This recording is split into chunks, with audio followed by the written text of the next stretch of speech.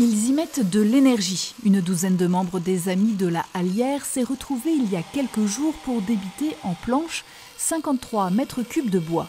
La Hallière, c'est cette scierie classée, située à Celles-sur-Plaine, au nord-est du département, victime d'incendies en 2001 et 2021 pour des raisons mal déterminées. En attendant la reconstruction, l'accueil touristique est impossible, mais les 120 adhérents ont trouvé d'autres activités pour faire vivre l'association. Première étape, c'est le sciage. Les grumes là, il y a 3 semaines, elles étaient encore en forêt. Donc il y a un bûcheron qui les a coupées, qui nous les a livrés en morceaux de 4 mètres pour les stocker là.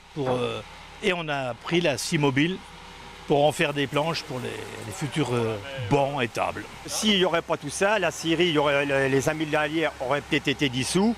On ne pouvait pas tenir autant d'années sans avoir une association qui tourne. Donc il faut se regrouper et par le biais de cette menuiserie qu'on fabrique.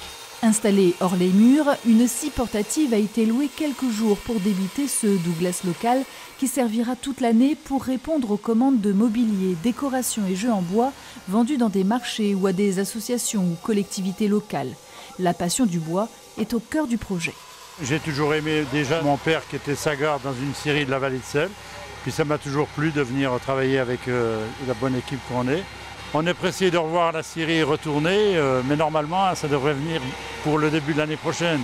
Si les membres de la Hallière font vivre l'écomusée, la scierie et la maison du Sagard appartiennent à la communauté d'agglomération de Saint-Dié. 1 million d'euros seront nécessaires à sa reconstruction qui devrait débuter en fin d'année. Quant à l'outillage endommagé, il sera aussi remplacé. Donc on a récupéré un haut-fer, qui était le haut-fer communal de la commune de Lac-Paumine, et puis une deuxième scie qui était aussi à la scierie des Forges à Étival-Clairefontaine.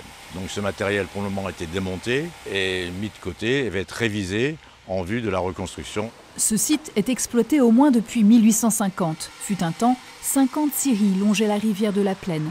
Témoin d'une époque prospère pour le secteur, le haut-fer devrait rouvrir au public à l'été 2026. Reste à savoir si les Amis de la Hallière auront la possibilité de poursuivre leur activité de transformation du bois en parallèle de leur vocation touristique.